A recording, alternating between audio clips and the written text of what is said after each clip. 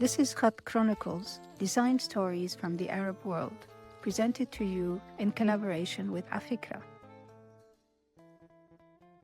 My name is Yara Khoury Nammour, and I have with me today French-Tunisian designer, researcher, and educator Naïma Ben Ayed. She holds a master in career.Typographic from Estienne School in Paris and is based in London, the UK. She works with and in between the Arabic and Latin scripts, creating retail and custom typefaces, lettering, and visual identities. Her approach to design is telling stories with letters. This I find fascinating. Beyond leading type workshops, she engages in the question of opening up type design pedagogy in creative ways, such as an imaginary multi-script type design program published on Futurist. Naima collaborates with Francesca Bolognini under the name La Bureau. Together, they make Arabic and Latin typefaces. Hello, Naima. Hello, Yara. Let me start by congratulating you on your latest TDC award for Azahar typeface from 29LT. Alf Mabruk. But we'll come back to that later. We'll come back to that later. You do type design, a lot of it. You do graphic design. You teach and you do a lot of workshops in different parts of the world. You give talks. Your latest one was at ATypi in a panel discussion, ATypi 2025. And you also write. What got you into all of this? How did you decide to become a type graphic writer, designer, pedagogy developer? What got you into this? So the funny story is that when I was younger, I would say when I was a teenager, like I always loved drawing when I was a kid and stuff like that. I was quite creative. I loved writing as well. And at first, I really wanted to become a fashion designer. Like fashion was my first obsession. So when I was, after the French baccalaureate, I did a preparative year in applied arts, thinking that from there I could move into fashion. And during the applied arts year, I find out about graphic design, and I kind of fall in love with the practice, and especially I think the idea of storytelling behind it, whether you work on branding or visual identity. This sort of like narrative aspect really drawn me into it. So I started to, I continued in the school where I was. I did what it was called a BTS in visual communication. And from there, I continued. I did the third year to be able to do an MA. And in the third year of visual communication, I was then in Paris.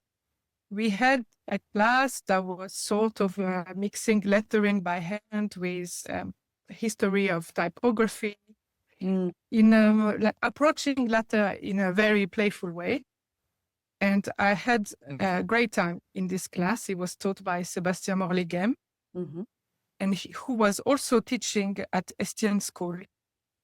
And he recommended me to go and check out this school. And back then I had no idea what type design was. It was a great mystery for me. I remember I had this advertisement teacher who used to say, if you ever do a logo with only letters, make sure you pass it through a type designer to fix it. And I was really like, who are these people?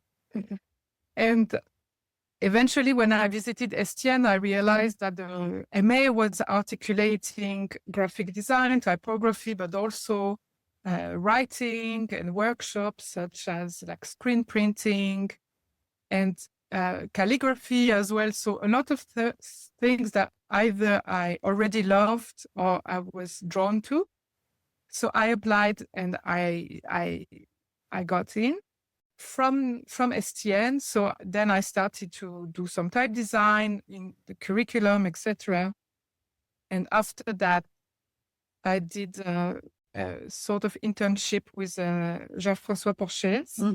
I should also mention that during my studies at Estienne, this very unusual thing happened that we worked on Arabic.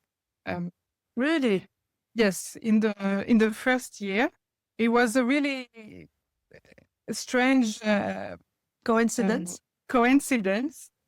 but basically the Louvre Museum approached the school, the Islamic Art Department approached the school about matching Arabic with Latin for their signage system, which was definitely not a brief for Estienne students. And it's not a project that happened, it was never finalized and never published in that sense, which I think is for the best. But this is when I got to work for the first time on Arabic type design. So I kind of started to work on Arabic even before to work on Latin letter forms. And at that time, we were looking at Typographic Matchmaking, the first edition by Huda Abi Fares. And this was, for me, like an amazing, like eye-opener. Bulb moment and eye-opener. And this idea of like bridging cultures through letter forms was really talking to me, because exploring visual forms to express my identity, my double heritage was always a big part of me and my plastic and graphic research or practice, even as a student or in my spare time. And suddenly it was like there is a way to do this really in the field that I'm going to be. And so you taught yourself type design? So I mean, at Estienne, you didn't have a formal education in type design, did you? So we had a type design teacher, Frank Jalot, who passed away recently.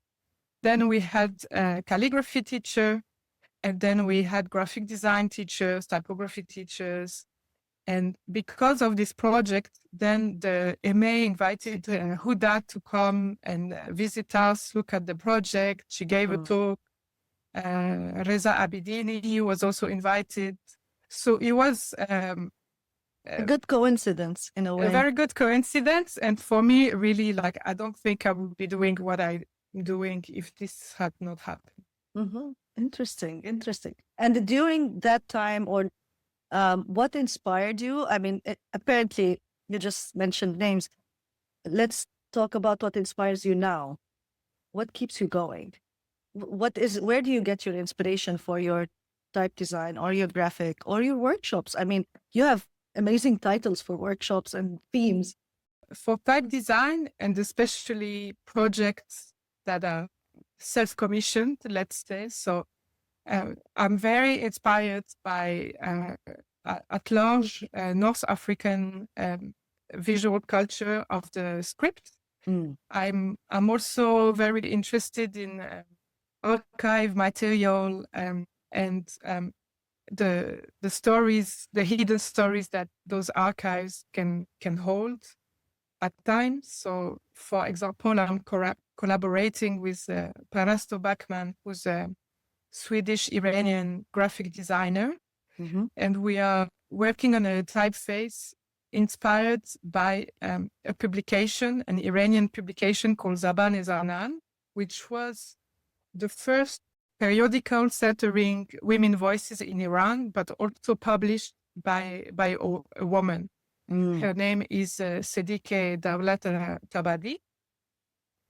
And the typeface we are working on is really not, it's not a revival at all of what's in the magazine. It's about creating a typographic palette inspired by the typography in the magazine, but also bringing a style inspired by the handwriting of the publisher, the author. And again, not also at a revival because it will be impossible, but sort of inspired by to bring her voice in the type family.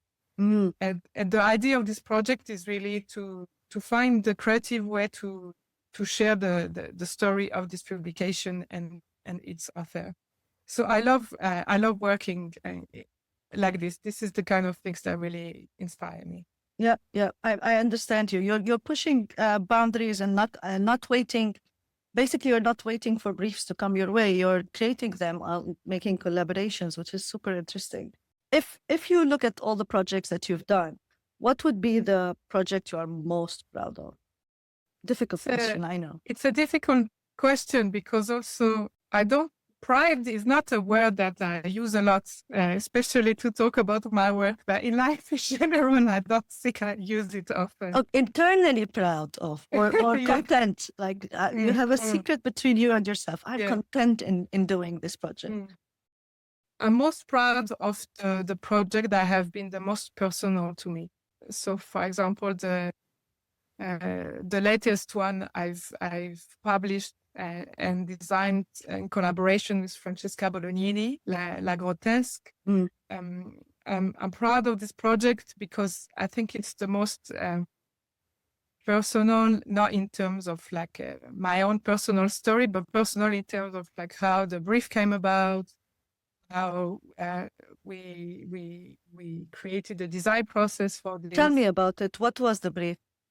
So the brief was to really take inspiration from the Maghribi style and sort of look at the Maghribi with grotesque glasses on, let's say. So really try to simplify the fluidity of the style, but really keeping its upright rhythm and axis, the low contrast, the very flat baseline, the very round counters, and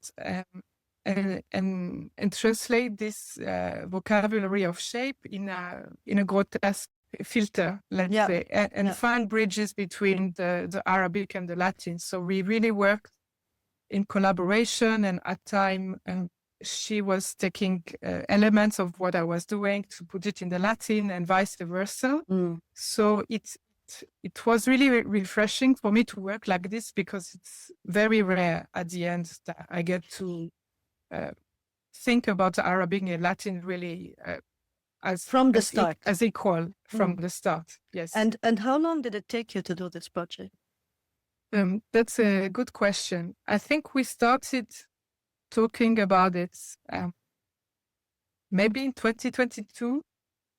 I feel it took a couple of years to complete the drawing, and then because we are both busy with other projects, lots of different projects, it was a little bit slow.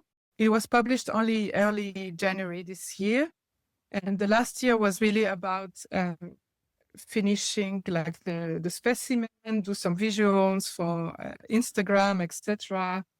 And it was also about trying to find a time to publish it, because with all the horror that happened since 7th of October, like TPTQ put the release of typefaces on hold. And so it was published only in January. Congrats again. And would you say that your experience in designing Maghribi fonts with Khatt Foundation is transferred? I mean, I'm sure you found that there's a lot of experience that you gained in that, in designing the grotesque version of something. Absolutely. It was really a key project, this typographic matchmaking in the Maghrib. It happened at a time where I was at Dalton Mag for, I think, 2 or 3 years already. And I was working on typefaces that were mostly custom, but some retails as well, typefaces, but always like with the aim of becoming commercial typefaces. And the TMM project was really the first time that I was able to do research for a typeface. Take your time too with it. Yes, and have the time, and also work on something that was quite singular in terms of a brief, because the Latin was supposed to be inspired, like have a Latin flavor from Spain, or looking at that heritage, especially south of Spain. And also the presence of Tifina in the family as well, and the Arabic in the Maghribi script, which had back then very, very little typefaces. Exactly. We all got introduced to that script at that time too. Yes, which was super exciting too. I would like to go back to the Azahar typeface from 29 LT. How did you work on that? What was the theme of that? I know the starting point is to find a companion for an existing Latin. So what did you find in the Latin? How do you approach this kind of briefs? And what kind of limitations do you find that when you already have the Latin in front of you, you try to translate that into Arabic? Is there limitations, considerations? How does the process work around a project like that, which we have a lot of? I mean, most of the Arabic typefaces that are coming out now are companions to existing Latin ones. So I'd like to hear your point of that. Yes. I mean, I think my belief is that even if there is a lot of room to do a great and beautiful design in that frame of a companion for an existing Latin, I think it's inevitably limiting for the Arabic script if the Latin is first. It doesn't mean that you can't do a great job at it, basically. So Pascal from 29 Letters approached me for designing Arabic of the Azahar family. It was the first time, I think, that he was not designing the Arabic himself. And the Latin was already there, designed by José Caratala, a Spanish type designer. And Krista Radoreva was working on the Cyrillic companion. The typeface has a text and a display style. Display. Yes. The display is very elegant with very high contrast and the like narrower proportions in the Latin, and the text has less contrast, be more generous proportion, as you would expect from a text and display family. And for me, it was the first time that I was working on text and display typeface, and also for Arabic, it was the first time that I was working on something that was more like text oriented, with the intention of being, like closer to the script in terms of contrast, etc. So, like, I think in a lot of my previous design, a lot of what I've done has been simplifying, simplifying. And so it was an opportunity to really dig more into the script, the contrast, the modulation, the curves. A beautiful typeface. Thank you. And the idea was to look at Thuluth for the display inspiration and at Nasq for the text. I really wanted to play with that duo, but the thing is, because it was intended to be a variable font, everything had to be interpolatable and, have a smooth in between. So I think that typically was a challenge that I think if you would have been an Arabic first typeface, maybe we would have think about this a different way. I don't know. Yeah, I think that would be my answer. Like, I think he would have changed the approach probably on that regard. And as a continuation to this, do you find that I've read in your article that there's a sentence there that caught my eye. Okay. And the sentence goes, I guess the argument is that once the foundations have been acquired to design Latin, the skills are transferable to design other scripts. I'm very much intrigued about that sentence. And there is a certain truth that you don't reinvent the wheel, but where do you find the nuance? I mean, when you just said, I'm looking at Nasq and Thuluth, that is something that is different, that you cannot transfer, right? Yes, that absolutely. Yes. But what other things that you find yourself facing when you're designing an Arabic typeface? Because when you design Latin typeface, you don't have the foundation. Yes. Not black and white, but you don't really have the foundations to design an Arabic one, do you? Yes. Yes. I don't know. Yeah, no, I don't think so. Exactly. Like what I mean by this sentence is that there is like theoretically you can transfer the skills, but the reality is there is a lot of things that you are not going to approach if you work and learn designing fonts, Latin fonts, right? You're not going to explore. I mean, you're not going to explore the visual heritage and culture of the script, which is of course completely different. Yes, like weight, contrast, etc.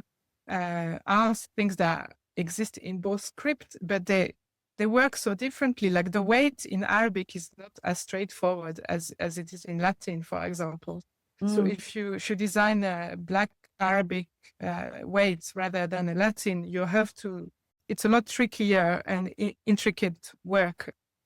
And I mean, these are the limitations. I mean, I understand the Arabic because in the black designing a black was limited heights, for example, where the letter F can exceed with its 3 layers can exceed the alif height by almost double if you go very extreme in black. That is one thing that I can think of, like a limitation but other than that, in terms of pedagogy also, when you approach pedagogy also of making the foundations for designing a typeface, an Arabic typeface, do you find yourself translating some of the foundations in Latin, or you completely have something else in mind? So usually when I teach Arabic type design, I teach for very beginner audience. And usually I work with only few parameters, but I always start from something. So either I start from a different set of archive materials, or, for example, posters, etc. And then the students have to sort of create letters inspired by a piece of lettering on a poster, for example. So they have a source, and they can establish the parameters of their reference, and then translate them into their drawing, and also probably draw letters, imagine how the missing letters will behave. So that's usually a process that I've done several times. What I've been doing the last couple of years is, at ESAV in Marrakesh, for example, is that I give them a skeleton for just one word. And so the skeleton is printed at the beginning. So they work by hand on top of the skeleton, and they add weight, contrast, etc. And then when they draw on glyph, I also give them the skeleton, and they can like modify it. And then you have the students that are more adventurous and really depart from the skeleton, because this is always a possibility that I leave open. And then you have students that are more restrained in that skeleton, and that are just going to play maybe essentially with the weight, for example. So yeah, I think especially because I teach usually in small formats, so in general a few days, like workshops, limited workshops, or yes. Okay. And so I tend to start from something. And would that teaching over years got you into the alternative pedagogy for Arabic type design with Khajak Ampelian? I mean, is that one of the reasons? I mean, in teaching, did you get to that, and why? Why are you doing an alternative pedagogy? We haven't established a pedagogy in the first place. You're right. Basically, this project started as really a conversation with Khajak that we were having over time. And there was essentially exchanging on our ideas and frustrations, comparing our respective experiences teaching and workshops. And also in our work practice, because we are both designers that work a lot from the Latin as a starting point. And the first idea was to really, how can we sort of put those experiences in common and take what's good in terms of pedagogy, in terms of workshops, and make this accessible. So the first ideas were, for example, to democratize this knowledge somehow, or give it for free, or do an Exactly. alternative setup for this Exactly. of this knowledge. Yeah, and make it accessible. So the alternative is not necessarily on the pedagogy itself, but on the access to the pedagogy. Because at the end of the day, this methodology or methodologies on how to start designing an Arabic typeface is not really accessible online, or even, there are courses, of course, like the one you teach at AUB, and there are several graphic design schools across the Arab world that have type design courses. But if you are not in those design schools, you can here and there maybe have a workshop on Arabic type, but they are very rare, and they are also not necessarily accessible in terms of geography, and also they are not necessarily archived, like as in the pedagogy that is provided during those workshops stays in those workshops. So the idea was like, how can we open this pedagogy? So maybe, have video recording on YouTube of like how we do this workshop on a few days format, etc. And so we had a lot of plans and a lot of ideas, and eventually the first achievable step felt like creating an Arabic type design workbook for beginners. That would not be a book that would be, that would be easier than a book to write and design. And that would be also something that really easy to manipulate as a reader, that you have white sheets to draw as well, like very simple explanation. A bit playful, something a little bit playful, basically. Also to break a bit this like sort of hierarchy of knowledge that is type design, because it feels that it's a field that is so elitist and inaccessible, that it's a bit of a ladder to climb, but there's so many challenges on the way. Yeah. But do you think really that a booklet, I mean, I've seen a lot of books on type design in Latin, and I go through them, and I'm always thinking, will that teach me? Or it's a starting point for sure. But I feel that another person's eye next to you, talking to other people, is very important too. So I think that booklet shouldn't stop there. Maybe you should follow it up with more one-on-ones or videos or something else, because the book will seem like something you want to keep.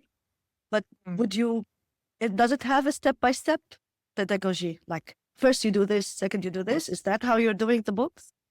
Yeah, that's kind of the idea of like presenting the different parameters, the different styles, like try to break down Arabic letter forms, and then proposing a lot of different exercises, drawing exercises to really comprehend those different aspects, and then kind of step by step all the way to like the beginning of digitization, like how to approach digitization.